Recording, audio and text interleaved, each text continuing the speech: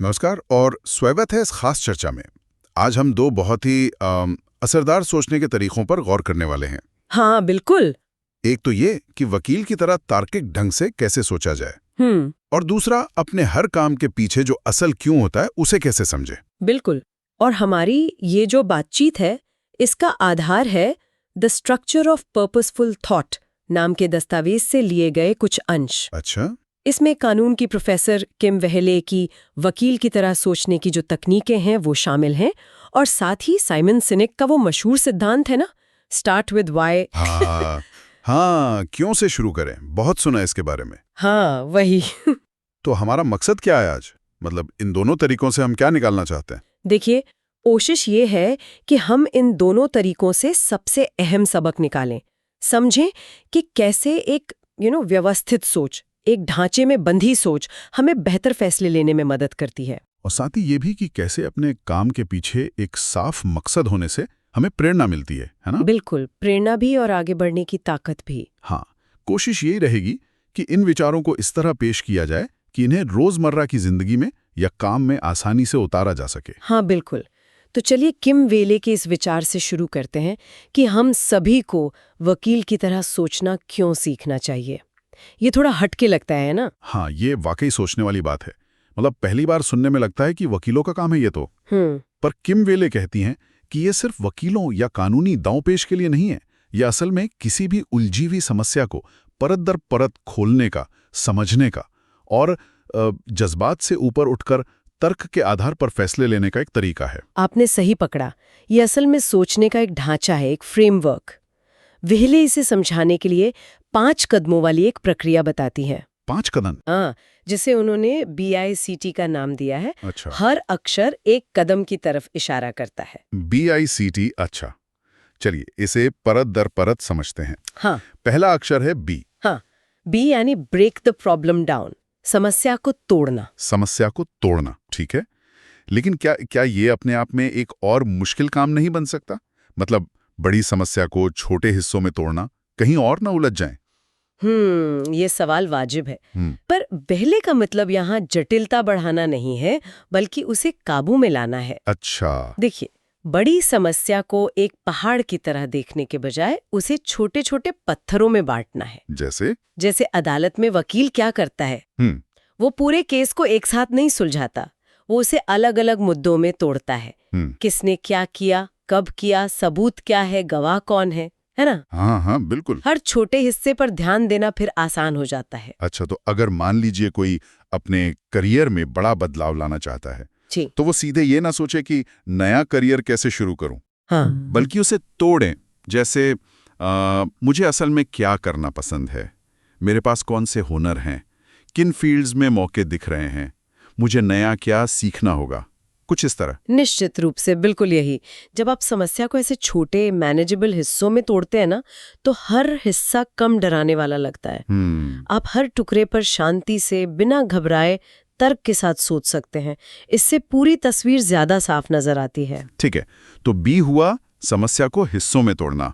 अगला है आई, identify values and M, मूल्यों और लक्ष्य को पहचानना। हाँ। ये क्यों इतना अहम है? मतलब लक्ष्य तय करना काफी नहीं है, मूल्यों की बात क्यों आ गई यहाँ? क्योंकि देखिए, लक्ष्य तो बदलते रह सकते हैं ना। हाँ ये तो है। लेकिन आपके मूल्य, वो आपकी बुनियाद होते हैं।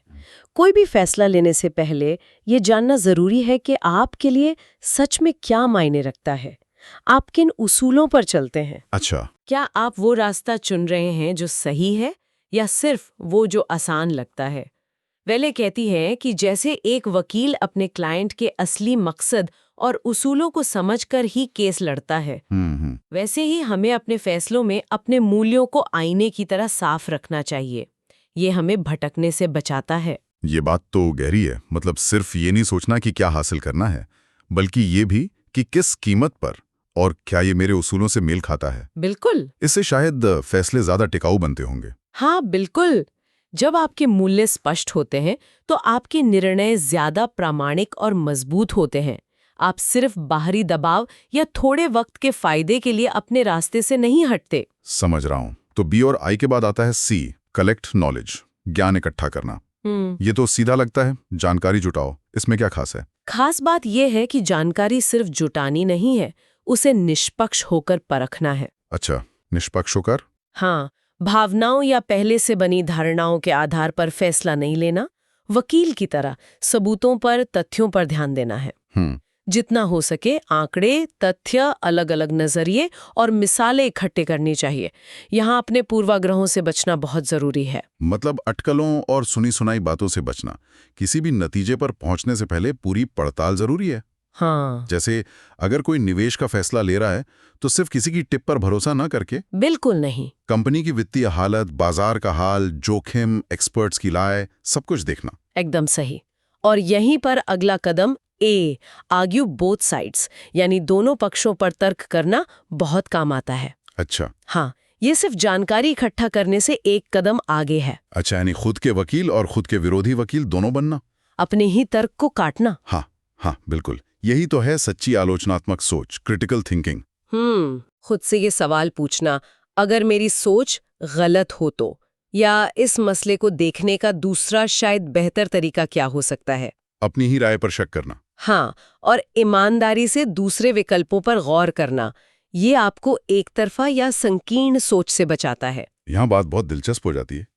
ये सुनने में तो बहुत असरदार लगता है, पर क्या इसमें यह खतरा नहीं कि इंसान विश्लेषण में ही फंसा रह जाए, मतलब फैसला ही ना ले पाए? ये मुमकिन है, हाँ, और यही संतुलन की जरूरत है। इसका मकसद अंतहीन बहस में उलझना नहीं है। अच्छा। बल्कि अपनी सोच को ज्यादा संतुलित और मजबूत बनाना है। ये आपको संभावित कमियों, अनदेखे जोखिमों और दूसरे दृष्टिकोणों को समझने में मदद करता है। ठीक है। और फिर आता है आखिरी कदम, T, tolerate disagreement, trade offs. असहमति और समझौते को सहन करना। हाँ, इसका मतलब ये मानना कि हर चीज परफेक्ट नहीं हो सकती, कुछ न कुछ समझौता करना ही पड़ेगा। सही। वकील जानता है कि हर केस में 100% जीत शायद ही मिले। कोई भी रास्ता बिना चुनौतियों या कमियों के नहीं होता। ये समझना और कबूल करना जरूरी है कि हर स्थिति में थोड़ी असहमति या कुछ न कुछ छोड़ना पड़ सकता है। परफेक्शन का इंतजार करने के बजाय सबसे बेहतर उपलब्ध विकल्प चुनना होता है। तो संक्षेप में कहूं तो वकील की तरह सोचने का मतलब है समस्या को तोड़ना, अपने मूल्यों और लक्ष्यों को साफ करना, तथ्यों पर आधारित ज्ञान इकट्ठा करना, अपने ही नजरिए को चुनौती देना और ये स्वीकार करना कि समझौते करने पड़ सकते हैं। एकदम सही। ये वाकई सोचने का एक बहुत व्यवस्थित और शक्तिशाली तरीका है। ये हमें भावनाओं के भाव से निकालकर तर्क की जमीन पर लाता है। बिल्कुल, ये आपको ज्यादा स्पष्टता से और प्रभावी ढंग से सोचने और निर्णय लेने में मदद करता है। ये एक तरह का मानसिक औजार है जिसे कोई भी इस्तेमाल कर सकता है। बहुत खूब। अब चलते हैं हमारी चर्चा के दूसरे अहम हिस्से पर, साइमन सिनेक का स्टार्ट विथ व्हाई। क्यों से शुरू करें? हाँ, ये विचार भी बहुत गहराई तक असर करता है। निश्चित रूप से। साइमन सिनेक का मूल संदेश सुनने में बहुत आसान लगता है, लेकिन अमल में बहुत गहरा है। वो कहते हैं, लोग आपकी चीजें नहीं खरीदते, वे आपका क्यों खरीदते हैं। क्यों खरीदते हैं? हाँ, यानी लोग सिर्फ आपका उत्पाद या सेवा नहीं खरीदते, बल्कि उसके पीछे छिपे मकसद, यकीन या वजह से जुड़ते हैं। इसे समझाने के लिए सिनेक द गोल्डन सर्कल या सुनहरे वृत्त का इस्तेमाल करते हैं, है ना? ये क्या चीज है? हाँ, गोल्डन सर्कल। ये 3 एक के अंदर एक बने हुए वृत्त हैं, कॉन्सेंट्रिक सर्कल्स। अच्छा। सबसे अंदर वाला वृत्त है व्हाई, क्यों, उसके बाहर है हाउ, कैसे, और सबसे बाहर वाला वृत्त है व्हाट, क्या। तो व्हाई मतलब आप जो कर रहे हैं उसका असली मकसद या बुनियादी यकीन, आपकी कंपनी या आप खुद किस चीज के लिए खड़े हैं। हाँ, हाउ मतलब आप उस क्यों को कैसे हासिल करते हैं, आपकी प्रक्रिया या आपका खास तरीका क्या है। और व्हाट मतलब आप असल में क्या उत्पाद या सेवा दे रहे हैं। एकदम सही। सिनेक कहते हैं कि ज्यादातर लोग या कंपनियां बाहर से अंदर की तरफ बात करती हैं। मतलब वे पहले बताती हैं कि वे व्हाट यानी क्या करते हैं। अच्छा। फिर शायद बताती हैं कि वो इसे हाउ यानी कैसे करते हैं। शायद उनका तरीका कुछ अलग हो, लेकिन बहुत कम लोग या कंपनियां साफ तौर पर बता पाती हैं कि वो ये सब व्हाई यानी क्यों कर रहे हैं, उनका असली मकसद क्या है। और सिनेक का तर्क ये है कि सबसे प्रेरणादायक लोग और संगठन अंदर से बाहर की ओर संवाद करते हैं, वो व्हाई से शुरू करते हैं। बिल्कुल। इसका सबसे जाना माना उदाहरण वो एप्पल का देते हैं। हाँ, एप्पल सिर्फ कंप्यूटर या फोन नहीं बेचता, उनका व्हाई क्या है? उनका व्हाई मौजूदा ढर्रे को चुनौती देना, अलग सोचना, थिंक डिफरेंट। को चुनौती दो पर जोर देते हैं। फिर वे बताते हैं कैसे खूबसूरती से डिजाइन किए गए, इस्तेमाल में आसान उत्पाद बनाकर। और आखिर में आता है क्या, हम शानदार कंप्यूटर, फोन वगैरह बनाते हैं। और सिनी के मुताबिक ग्राहक सिर्फ एक अच्छा डिवाइस नहीं खरीद रहे, नहीं, वे उस अलग सोचो वाले यकीन को, उस क्यों को खरीद रहे हैं। शायद इसीलिए उनके ग्राहक इतने वफादार होते हैं। हाँ, नए प्रोडक्ट के लिए लाइनों में लगते हैं। बिल्कुल। यहाँ एक और बात गौर करने वाली है। सिनिक इस तरीके की तुलना मैनिपुलेशन यानी जोड़ तोड़ से करते हैं। अच्छा। मैनिपुलेशन से। हाँ। कई कंपनियां लोगों को खरीदने के लिए जोड़ तोड़ वाली तकनीकों का इस्तेमाल करती हैं, जैसे भारी छूट देना, सेल्स वगैरह, डर दिखाना, जैसे ऑफर बस खत्म होने वाला है या जल्दी करने का दबाव बनाना। हाँ, ये तो होता है। ये थोड़े समय के लिए काम कर सकता है, शायद बिक्री बढ़ जाए, तात्कालिक नतीजे मिल सकते हैं। लेकिन सिनेक कहते हैं कि ये तरीके सच्ची वफादारी नहीं बनाते। ये सिर्फ लेन देन पर आधारित होते हैं। असली लंबे समय तक चलने वाली सफलता प्रेरणा, इंस्पिरेशन से आती है। जब आप अपने क्यों को साफ तौर पर बताते हैं, तो आप उन लोगों को अपनी तरफ खींचते हैं जो आपके यकीन से इत्तेफाक रखते हैं। वो सिर्फ ग्राहक नहीं रहते फिर? नहीं, वो आपके समर्थक बन जाते हैं। इसका निचोड़ ये है कि अपने हर काम के पीछे का कारण जानना बहुत जरूरी है। चाहे कोई बड़ी कंपनी चला रहा हो या अपनी जिंदगी के छोटे मोटे फैसले ले रहा हो। बिल्कुल। बिना मकसद के हम दिशाहीन हो जाते हैं। आप ठीक कह रहे हैं। लोगों को अपने क्या से नहीं, बल्कि अपने क्यों से जोड़ना चाहिए। और जब आपका क्यों साफ होता है ना, तो रास्ते में आने वाली मुश्किलें और चुनौतियां भी आपको रोक नहीं पाती, बल्कि वो आपको और मजबूत बनाती हैं। क्योंकि आपको पता होता है कि आप ये सब किस बड़े मकसद के लिए कर रहे हैं। ये दोनों ही नजरिए, वकील की तरह तर्क पर आधारित विश्लेषण और साइमन सिनेक का क्यों पर जोर, अपनी अपनी जगह बहुत शक्तिशाली हैं।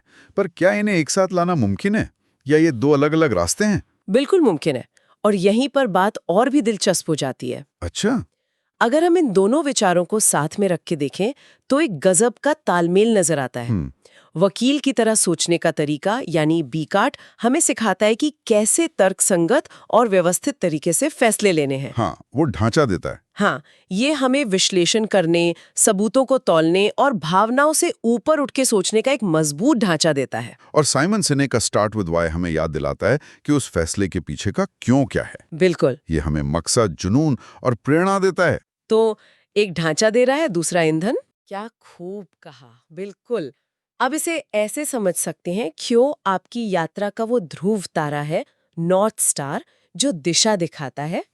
और BICT वो मजबूत जहाज या नक्शा है जो आपको उस दिशा में कुशलता से आगे बढ़ने में मदद करता है। अच्छा। जब आप वकील की तार्किक सोच कैसे को सिनिक के गहरे मकसद क्यों के साथ मिलाते हैं, तो आप सिर्फ जुनूनी नहीं रह जाते, आप रणनीतिक रूप से जुनूनी बन जाते हैं। Strategically passionate. रणनीतिक रूप से जुनूनी, वाह, ये दमदार शब्द है। इसका मतलब है कि आपके फैसले न सिर्फ प्रभावी और सोच समझकर लिए गए होते हैं, हाँ, बल्कि वे सार्थक और प्रेरणा देने वाले भी होते हैं। आप सिर्फ सही फैसला ही नहीं ले रहे, बल्कि आप ये भी जानते हैं कि वो फैसला आपके बड़े मकसद के लिए क्यों मायने रखता है। हाँ, बिल्कुल। ये आपको न केवल ये समझने में मदद करता है कि कैसे एक मुश्किल रास्ते पर चलना है, बल्कि ये भी साफ करता है कि क्यों उस रास्ते पर चलना जरूरी है। ये तर्क और जुनून का संगम है। हाँ, संरचना और मकसद का। ये आपको स्पष्टता और दृढ़ता, क्लैरिटी और कन्विक्शन दोनों देता है। तो इसका मतलब यह हुआ कि अगर हम अपनी सोच को तेज करना चाहते हैं और अपने कामों में, चाहे वो दफ्तर के हों या निजी जिंदगी के, एक गहरा मतलब लाना चाहते हैं, तो इन दोनों तरीकों को अपनाना हमारे लिए बहुत फायदेमंद हो सकता है। निश्चित रूप से। किम वेहेले की तरह व्यवस्थित विश्लेषणात्मक सोच अपनाएं, समस्याओं को तोड़ें, मूल्यों को पहचानें, सबूत इकट्ठा करें, दोनों पक्षों पर तर्क करें और समझौतों के लिए तैयार रहें। BICAT को फॉलो करें। हाँ, और साथ ही साइमन सिनेक की तरह अपने क्यों को खोजें और उसे साफ करें। आपका असली मकसद क्या है? आप दुनिया पर क्या असर डालना चाहते हैं? जब ये दोनों मिल जाते हैं, तो सोच सिर्फ फैसले लेने का जरिया नहीं रहती। नहीं, वो एक दिशा और मकसद तय करने वाला कंपास बन जाती है। बिल्कुल।